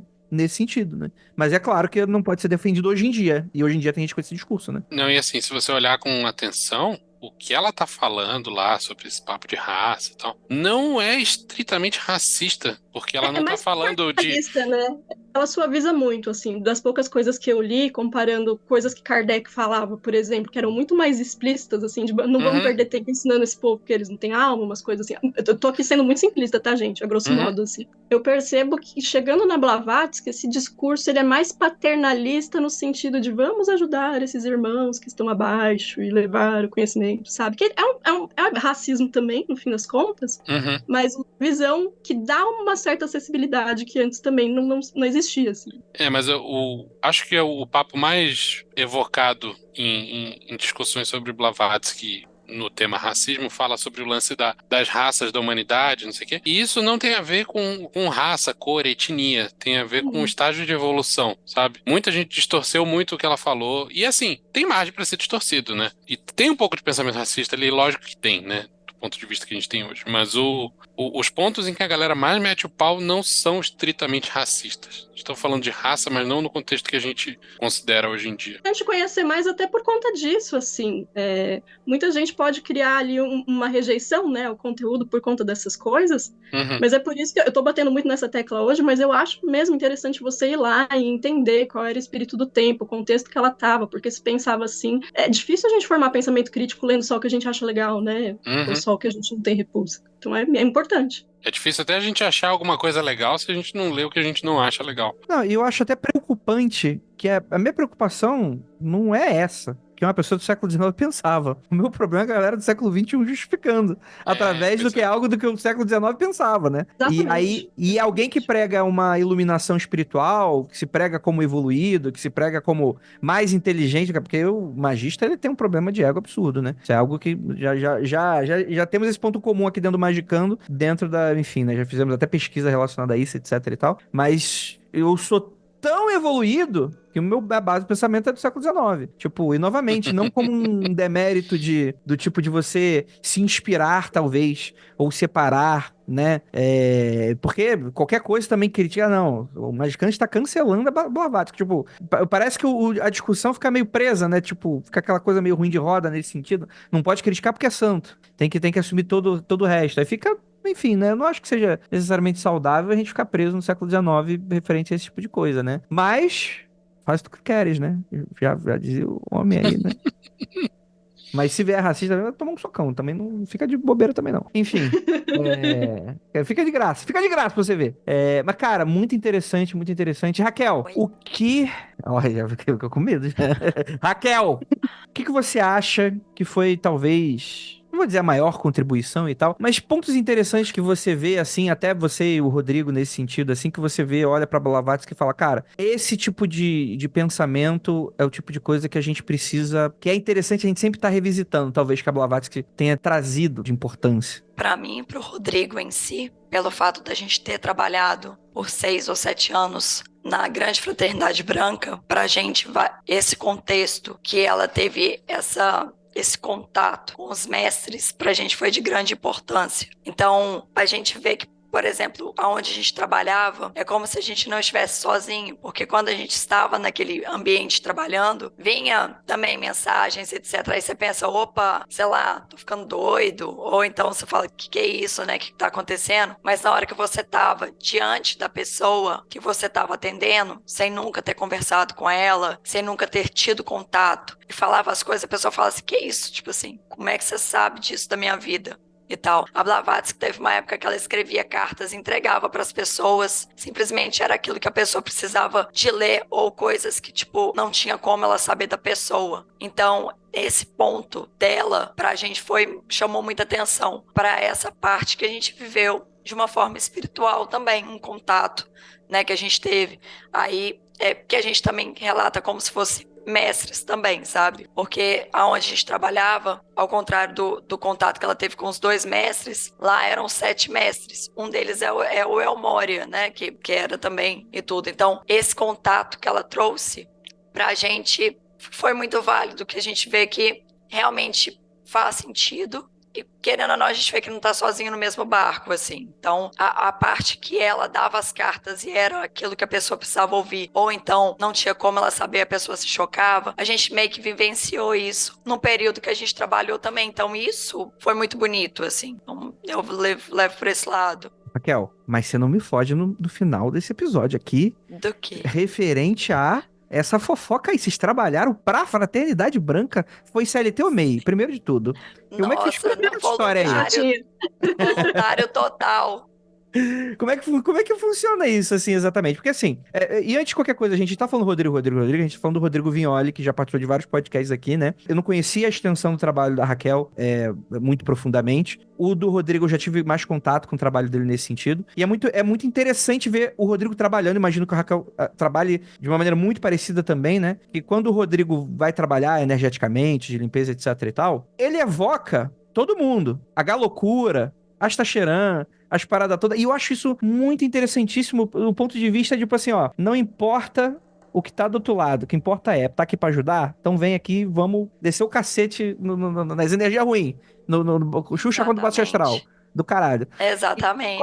Raquel, como é que funciona exatamente? É um contato que, tipo, vocês foram procurar saber, receberam a mensagem de volta? Como é que isso funcionou exatamente? Se você puder dizer, é claro, né? Não, claro. Então, quando a gente trabalhou nesse local, era um local onde a gente trabalhava com mais ou menos umas 15 pessoas, mais ou menos, que foi onde a gente aprendeu a ter um contato com a espiritualidade. Então, pra te ser sincera, eu sempre fui muito medrosa. Então, como eu comecei a ver alguns episódios, eu falei, epa, esse trem tá esquisito, ou eu tô surtando, ou tá rolando alguma coisa. Então aí, quando a gente conheceu esse local, a gente pôde se desenvolver de uma forma espiritual. Entendi. Mais interessante. Então foi um desenvolvimento espiritual, foi como se fosse um aprendizado. E lá era da Grande Fraternidade Branca. Entendi. Então por isso que essa ligação da Blavatsky com essas questões dos mestres, etc., chama a atenção nossa por esse fato, porque lá as pessoas recebiam mensagens assim do nada. A gente tá aqui do nada, eu viro e falo assim, ó, não sei o que, não sei o que, não sei o que. Você fala, poxa, mas tô conversando agora com a Raquel, ela tá falando isso tudo aí, como assim, né?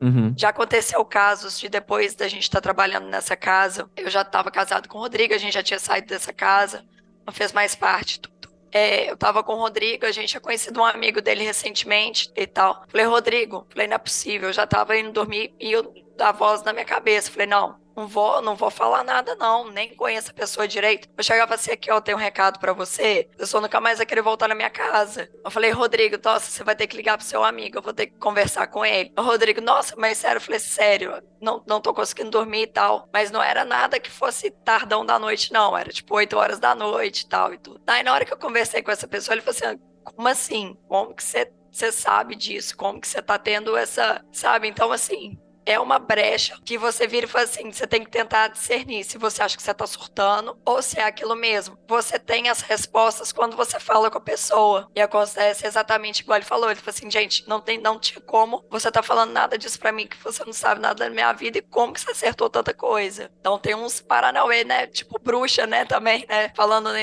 nos pontos, assim. E você vai pela intuição também, que por esses contatos, assim.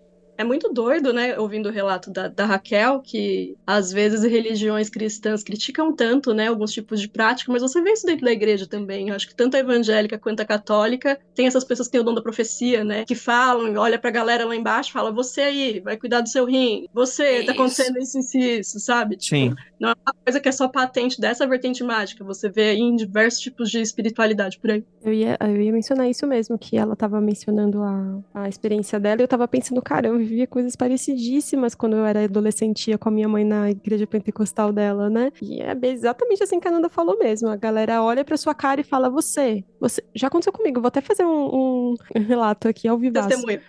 Testemunho. Eu tinha uma dor muito chata aqui do ladinho, assim, tipo como se fosse no rim, sabe? E eu não contei pra ninguém, porque eu tinha meio que medo, assim, eu era muito pequena, cara, eu tinha, sei lá, uns 13, 14 anos. E aí o cara meio que apontou e falou assim, você tá com dor aí no seu lado e tal, e aí eu fiquei assim, nossa, o cara, né, deu meus pensamentos, meu Deus. E é exatamente por aí mesmo, e realmente é igreja evangélica, ainda assim tem essas experiências, né? O Magicando, ele é muito plural. A gente tem todo tipo de ouvinte escutando a gente. Tem gente de religiões, tem gente de tradições mais tradicionais, tem céticos escutando a gente. E eu acho que é muito interessante que a gente assume esse papel de brincar e etc e tal, justamente para aproximar, ficar um papo mais coisa, porque, pô, 1 hora falando de Blavatsky, né, é foda, não é um negócio muito fácil não. Então a gente, né, tem esse tempero e tal, e eu acho que nesse sentido, a gente sempre tenta colocar as coisas que pra gente faz sentido, e dá pra ver que Blavatsky, muitas dessas crenças são super datadas, assim, etc e tal. Mas uma das coisas que eu acho que me dá bastante tesão de ter esse projeto e falar sobre esses temas e conversar sobre esse tipo de assunto é ver como cada uma dessas coisas funciona pra cada pessoa e como muitos desses fenômenos são muito parecidos com paradigmas completamente diferentes. E isso é algo que eu fico pensando, cara, por que será, né? E aí, eu acho que é natural que pessoas como a Blavatsky apareçam de tempos em tempos tentando fazer uma teoria de tudo. Porque, em teoria, existe uma similaridade e, ao mesmo tempo, uma pluralidade que é bem distoante, né? Então, quer dizer, a gente pode discordar do como que o mundo nasceu, como se Deus existe ou não, etc e tal, mas você vai pra um terreiro, você vai pra um lugar X, você vai pro lugar Y, não tem lugar que não funcione. Tem lugar que talvez não esteja, sei lá, de picareta, óbvio, né? Vai inventar, claro. Tem gente que tem lugar que funciona e a pessoa também é picareta? Tem também. Tem lugar que tá todo mundo fazendo coisa certinha e a parada funciona? Tem também. Tem gente que só tá deslumbrado e tal, só te engano? Tem também. E eu acho isso muito interessante como não dá pra tu falar dessa parada colocando, não, é isso que existe do outro lado. Sendo que cada um tá falando uma coisa e aparentemente possuem resultados semelhantes, né? Então, quer dizer, acredito em mestre ascensionado da maneira como Blavatsky que acreditava, acho que não. Mas ao mesmo tempo é muito interessante como essas coisas funcionam dessa maneira, assim. E eu acho que é muito rico esse tipo de compartilhar de informação, Raquel, porque justamente acho que deixa o nosso ouvinte também pensante relacionado a isso. E acho que isso é muito legal. Então, por exemplo, eu sou um cara completamente averso, acho que tá cheirando as ideias. Mas, porra, o trabalho do Rodrigo, o trabalho da Raquel, cara, funcionam pra caralho. Acho que várias pessoas aqui dessa mesa já usufruíram, tivemos o privilégio de usufruir do trabalho. E, cara, é muito do caralho tu ver a parada funcionando e tu pegando outras paradas, etc e tal. E isso é muito legal. Isso é muito legal de verdade, assim. O meu pai, ele é da logosofia. Então, meu pai, ele não acredita em nada, não acreditava. Até ele ver o trabalho lá que foi da Grande Fraternidade Branca que a gente fazia, e até ele aprofundar mais e conhecer melhor o trabalho do Rodrigo, os outros trabalhos, assim. Então, aí meu pai mudou totalmente o campo de visão dele, assim. Porque meu pai, realmente, ele era totalmente ligado à logosofia e é isso, e pronto. Nunca tive a oportunidade de tentar ajustar isso nele antigamente. Mas depois que ele viu, aí ele teve umas mudanças, assim. É muito difícil, às vezes, eu te entendo, porque eu, na verdade, eu sou muito medrosa. Então, para eu aceitar essas coisas, foi muito difícil, porque eu falei, nossa, ou eu vou para uma clínica ou alguma coisa, porque tá errado, não tá normal. Sim. Então, assim, aí até você discernir certas coisas é um desafio. Então, por isso Claro. que, assim, eu fico imaginando naquela época também que não tinha tanto acesso ao conhecimento, essas coisas, o tanto de gente que ia também para clínica psiquiátrica não, manicômio, né? Bem até errado, antigamente era manicômio, porque você não sabia o que você estava vivenciando, você não tinha também acesso a tanta informação que a gente tem hoje em dia. E querendo ou não, você falar uma coisa para uma pessoa desconhecida que você nunca viu e que você nunca teve um acesso à informação a ela, e falar algo que ela precisava ouvir ou aquilo que ela tá passando, realmente choca, né? Então, é uma diversidade, né, hoje em dia. Eu acho que independente de paradigma também, de crença, eu acho que eu tenho muito mais confiança em quem tá usando essa ferramenta em si, da maneira que ela tá usando, do que na coisa em si, sabe? Eu acho até que o Vinícius pode falar melhor sobre isso, falando de magia do caos, né? Às vezes, não necessariamente eu tenho afinidade com uma crença, enfim, com um paradigma, mas quando eu vejo alguém que é foda usando o bagulho dando certo, eu falo, essa pessoa é braba, assim, sabe? Mas é isso mesmo, né? A ideia da magia do caos é você usar o paradigma que mais faz sentido para aquela determinada ocasião, né? Isso normalmente, né? Quando você está focado em resultado. Às vezes é só uma experimentação, você quer sentir qual é a vibe de uma outra coisa que você não faz regularmente. Mas no caso, por exemplo, a minha mãe já se tratou com o Rodrigo. Minha mãe é cristã. E o tratamento dela foi na base de oração, tal, coisas que ela não estranharia. Então eu acho muito legal, cara. O negócio funcionou, primeira coisa. Ela tava com problemas que ela não tem mais. Então, Que legal. acho que, inclusive, o fato dela não ter voltado a se consultar depois é porque a pessoa fica boa e esquece, né? É muito engraçado. Fica a dica, resolve só metade, aí tu volta. Aí... Mas é isso, você faz as paradas que vão ser aceitas pela pessoa, né? Existe um fator muito grande no esotérico, no mágico, que é a resistência a acreditar. Se você chega com uma pessoa que não acredita em nada e faz as coisas mais mirabolantes, a pessoa vai falar, isso aí não tem nada a ver, não. Se você faz alguma coisa que tá dentro do vocabulário simbólico daquela pessoa, é muito mais fácil do negócio bater. Com toda certeza. Tem uma história engraçada que minha mãe, por ser uma senhora católica, quando ela me pede alguma coisa, eu vou para esse lado também, dos anjos, arcanjos. Eu passei para ela aquela oração dos 21 dias. Essa é brabo, São Miguel, né? Isso. É muito boa. E aí, ela viu lá Metatron. E veio perguntar pra mim o que é. Eu falei, é um anjo, um arcanjo. Ela, eu achei que fosse um robô, assim. E eu achei... Eu achei engraçado ela achar que ela tava, tipo, rezando pra um Transformer. Maravilhosa. Mas ela gosta muito dessa oração. A pequena Lívia também achava que Metatron tinha alguma coisa a ver com Transformers. Que é parte do arcabouço da minha mãe no sentido, né, de Gabriel, né, Rafael e etc. e tal. É um nome diferentão. Mas ela faz uso constante quando tem uma parada muito foda pra resolver desses 21 dias e funciona, e pra ela tá okzaço, assim, não sente nenhum incômodo, não tem nenhum choque de egrégora ali pra ela, tá tudo de boa. É isso. Sensacional. O mais importante é isso, é ir na linha, igual você falou. Se estiver fazendo oração para robô também, vai que dá, né? Vai que dá certo. Não, se a pessoa quer um paradigma, pós-magia do caos, né, com inteligência artificial, NFT e Bitcoin, e a parada acho eu que vai funcionar, porque, tipo assim, no fundo... Inclusive, se o Vinícius quiser montar aí um sistema de pop magic dos Transformers, vamos aí. Então... Transformer pode ser, mas NFT e Bitcoin eu tô fora. Mas, pô, você não quer um terreiro no metaverso? Tá na moda aí no TikTok. Não, aí, Transformer tá jóia, Transformer tá tranquilo. Não, mas se for pra ganhar dinheiro, talvez com AI e Bitcoin, talvez não pra ganhar dinheiro de otário. Esse eu não quero. Eu vou incorporar o chat GPT, calma aí. Vamos a linha do jogo. O Exu GPT, né? Coitado de Exu. Mas novamente também, né, galera? Tem que tomar cuidado com o deslumbramento também, né? Porque eu acho que a maior armadilha dessas paradas, assim, quando você não acredita, e aí tu vai pra um lugar que dá tão certo com você, que você tem aquela coisa do fervor religioso, a parada funciona, é mágica pra caralho, só que você, por, às vezes, falta de conhecimento, que em volta tem outras coisas também, né? Você cai naquela do, caraca, isso funcionou pra mim, com toda certeza vai funcionar pra todo o resto. Então eu vou ter que virar um proselitista da parada, e aí eu acho que é aí que a parada passa a não funcionar, e é aí onde que, por exemplo, eu entendo a birra do cético. Todo cético teve um parente chato pra cacete.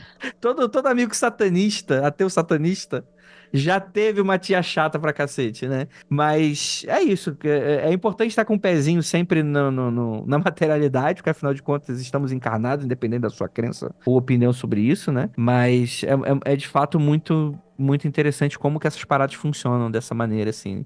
E às vezes também não funciona também. Às vezes tu tem que tomar no cu também e tá tudo certo, acho que faz do processo, né? Mas fé com toda certeza não é parada. Desculpa, Andrei. Eu acho muito engraçado pessoas que... eu tô aqui nessa vertente porque eu quero fugir do cristianismo e tal, mas não saiu da lógica catequética, né? Quer sair por aí convertendo todo mundo. Assim. Então. E aí não percebe que tá fazendo isso. Total. Nesse sentido aí, com toda certeza. Não existe nada mais magia do caos do que ver. Raquel, eu ainda não trabalhei, infelizmente, mas o Rodrigo trabalhando. Daqui a pouco vai estar chamando o chat GPT e o importante é que tá funcionando, né? É bom que tem muita diversidade mesmo. Aqui não tem tempo ruim, né? Eu brinco que às vezes eu tô no serviço, aí eu chamo Jesus, Maria, José. Aí meu chefe brinca falando assim, e os carneirinhos vão vir quando, né? Porque fico chamando a família de Jesus, tem hora quando o bicho tá pegando, você pega a primeira coisa, né? É o famoso, não existe ateu quando o avião tá caindo, né? O famoso, né? Vai que... Jamais. Jamais. Não, cara, eu acho muito engraçado, assim, tem uma galera que entra em contato comigo. Pô, Andrei, eu não acredito, mas eu comecei a sonhar com umas paradas, aí eu decidi procurar, sei lá, quero tirar um tarô. É o que Eu mais não tem. creio em bruxas. Mas eu me lembro sempre daquele maluco daquele primeiro filme da Múmia. Que na hora que o Sim. bicho pega, o cara pega todos os amuletos de todas as religiões e todos os símbolos sagrados e todos os nomes de Deus e começa a chamar todo mundo, porque alguém vai ter que ajudar, né? Eu tenho uma história dessa semana aí. Acho que eu Opa. até comentei com o Andrei. Eu tenho uma amiga que é psicóloga, ela é super cética, ateia mesmo. Não é ateia chatona, assim, que fica zoando, mas ela realmente não acredita em nada, ou não acreditava. E aí, essa semana eu acordei com uma mensagem dela perguntando: você é da Umbanda ou é do Candomblé? Eu já achei esquisito, né? Eu falei: nenhum dos dois. Eu sou de tradição iorubá e tal, mas tô afastada, tô distante do terreiro e tal. E aí eu falei, pensei eu, né? Deve ser alguma coisa para pesquisa, ou tá atendendo alguém desse rolê que quer aprender mais, enfim. Eu falei, qualquer coisa, tem alguns materiais aqui para te mandar. E ela falou, não, é que eu tive um sonho e eu tô querendo consultar um pai e uma mãe de santo de confiança. Aí já ficou super estranho pra mim, assim. Já ficou Acontece. esquisito. E aí eu falei, tá, beleza, você se sente à vontade para compartilhar esse sonho e tal, só para eu entender, ver para onde eu te direciono. Ela falou, então, Exu se apresentou para mim. E ela falou, eu falei, como assim se apresentou? Tipo, literalmente se apresentou prazer, Exu? Ela falou, tipo isso, porque eu não sei. E aí ela falou pra mim, ela falou, eu cresci como uma criança e uma adolescente evangélica, e quando eu larguei a igreja, eu larguei tudo. Eu nunca pisei num terreiro, eu nunca assisti um filme, sabe? Tipo, eu não tenho nem um arcabouço simbólico, assim, tipo, dessa figura. Então veio essa figura, que era um homem negro, pra ela e falou, eu sou Exu, e eu tô vindo aqui te falar que esse seu problema de depressão não vai curar só com remédio, não. Você tem que ir atrás de outras coisas, tem coisa feita aí pra você e tal, e você precisa em algum lugar desfazer isso aí. E aí, justamente por conta desse rolê dela nunca ter pisado num terreiro na vida, nem entende nada e tal, que ela falou, bom, acho que vou considerar. Caramba. Brabo. E aí agora ela tá assim nessa caminhada, né? De achar um lugar e tentar resolver esses problemas aí que foram apresentados pra ela. E depois desse episódio aí, ela tá até descobrindo na ancestralidade dela, assim, de vô que era de culto de matriz africana e tal. Então ela tá muito nesse trabalho de tentar resgatar, assim, pra história dela, que ela também acha que é interessante, que é importante, né? Olhar para os padrões que se repete da família, enfim, essa coisa toda. Que é importante o processo terapêutico dela também. Pô, importantíssimo, Caramba, que interessantíssimo. incrível. Muito foda. Gente, acho que é um excelente debate. Estou sentindo que está na hora de começar a dar tchau. O que você acha, ouvinte? Dá um alô. Estivemos aqui, mais uma live aqui. Eu gostaria de mandar um abraço pro Fernando Sussman. Beijo. Pra Lari, pro Secrets, que é provavelmente é Secrets, e boa parte aqui da galera que tá aqui nos comentários. Você sabe que você pode apoiar a gente no apoia.se/magicando pra você participar dessa festa aqui junto com a gente. Essa festa aqui no Equinócio ou Solstício? Acho que é Equinócio. Solstício. Solstício, pô. Mas solstício não é solstício, Mas é inverno. hoje a gente tá falando a respeito do sol. É sol Tem de menos sol. alma. Não faz eu vou pegar meu poesia de chinelo, poste, Andrei. não. Eu também. Não pegue seu chinelo, por favor. É sol de alma, Andrei. E aproveitar as pelocas aí e agradecer ao Sussman, que me lembrou que existe uma música do Jorge Versilo sobre Blavatsky. Quem quiser Olha pesquisar aí, aí. fica à vontade. Rapaz. Eu não sei o que é mais obscuro, a Blavatsky ou o Jorge Versilo. A junção dos dois é complicado. A gente só ouve falar dos dois, ninguém conhece a obra dos dois, entendeu? Exatamente. Jorge Versilo é o cara que tem a música da Blavatsky e do Homem-Aranha. É um cara polivalente. Infelizmente, eu conheço muito da obra do Jorge Versilo. Não fale assim, já fui na casa dele já. É assim que a gente conhece a pessoa com quem casou. Eu tinha um amigo que era cover do Jorge Versilo. Meu Jesus Que amado. merda, meu Deus. Tá Vamos piorando. conversar depois aí, Vinícius. Nem o Jorge Versilo é cover do Jorge Versilo. Pois é. Eu chamava esse meu amigo de Jorge Vacilo. Perfeito, perfeito. Raquel, onde o pessoal encontra seu trabalho? Raquel tá rouquinha hoje. Tô rouquinha, tá? Os ouvintes vão entender. Mas, Raquel, você e o Rodrigo trabalham juntos? É pra procurar cada um separado? Me explica onde é que o pessoal encontra você, seu trabalho. É o quê? Limpeza energética? Explica um pouquinho o jabazinho aí no finalzinho. Então, encontra a gente no @Diário Mágico com CK. Lá tem, né, o podcast também, que é o nosso. E tem também informações sobre o trabalho, que é o trabalho energético, de organização energética, que o Rodrigo faz também. Então, a gente está nessa área aí. Essa parte da organização energética mesmo é o Rodrigo quem faz. Eu tô com ele já em outra parte mesmo. Eu tô quase igual uma, como é que fala, mensageira de situações. Eu fico mais na parte de sonhos, intuições e tudo. A parte de organização, essas coisas todas é mesmo o Rodrigo. E aí eu tô, como se diz, na parte como é que fala, nos bastidores, né, do rolê. Perfeito. Onde que o pessoal te encontra? É um perfil no Instagram? No Um e-mail? Instagram, isso, no Instagram. É o @Diário Mágico com CK, que é o que a gente tá junto. E por dele também pode ser também @RFVignoli. Tá bom, perfeito. Vai estar aí no site aí pra vocês acessarem. Deem um alô lá, que eu tenho certeza. E escutem Diário Mágico também, né? É mais uma opção de podcast aí pros céticos ficarem falando que é cético. Verdade. Gente, muito obrigado pra todos vocês ficarem até aqui. E aquilo, ósculo no bode, praise the sun pra todos vocês.